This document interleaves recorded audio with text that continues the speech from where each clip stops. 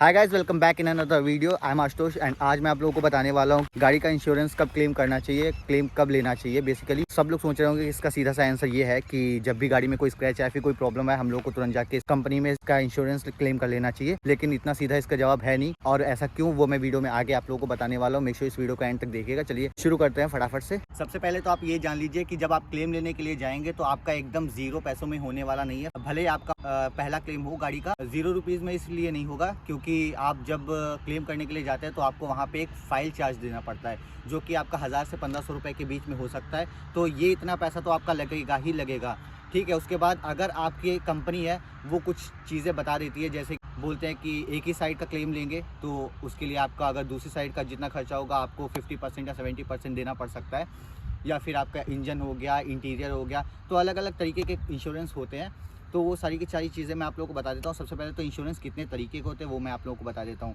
Basically insurance 3 तरीके के होते हैं, फर्स्ट पार्टी, थर्ड पार्टी और कॉम्प्रिहेंसिव। तो इसका मैं आप लोगों को एग्जांपल देता हूँ छोटा सा, उससे आप लोगों को बहुत अच्छे समझ में आएगा कि किस किस तरीके के इंश्योरेंस होते हैं।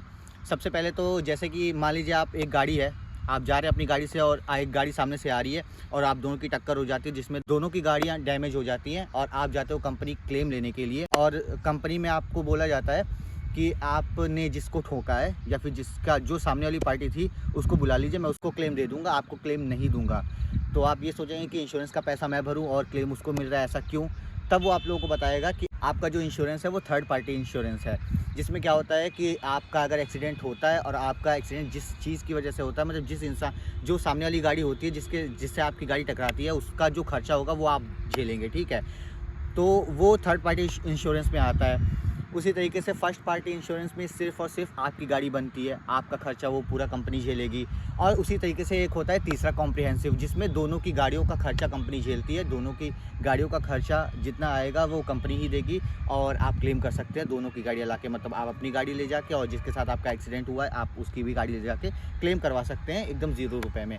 तो ये 3 तरीके के इंश्योरेंस होते हैं। जब आप लोग क्लेम लेने जाएंगे तो आप लोग को छोटी मोटी कैलकुलेशन करनी पड़ेगी, क्योंकि जब आप इंश्योरेंस खरीदते हैं तो जब वो 1 साल हो जाता है, उसका सेकेंड ईयर जब आप लोग रिन्यू कराने जाते हैं अपना इंश्योरेंस, तब आपका जो उसमें बोनस होता है, एक होता है नो क्लेम बोनस, वो ऐड हो जाता है, ठीक है। तो वो हर साल ऐसे 20% 30% करके ऐड होता रहता है। तो मतलब उतना उतना पैसा आपको बोनस की तरीके से ऐड होता रहेगा आपके अकाउंट में, ठीक है। तो उतना इंश्योरेंस का पैसा कम पड़ता जाएगा। तो अगर आप लोग के गाड़ी में खर्चा आता है 7,000 रुपये का और आपको बोनस मिल चुका है 10,000 रुपये का, और जाके आप लोग क्लेम करा लेते हो, तो जब आप क्लेम लोगे तो वो फिर जीरो से शुरू हो जाएगा। जो आपका बोनस होगा वो चला जाएगा और जीरो से शुरू हो जाएगा, ठीक है। तो मतलब वो बोनस आपका वेस्ट हो जाएगा।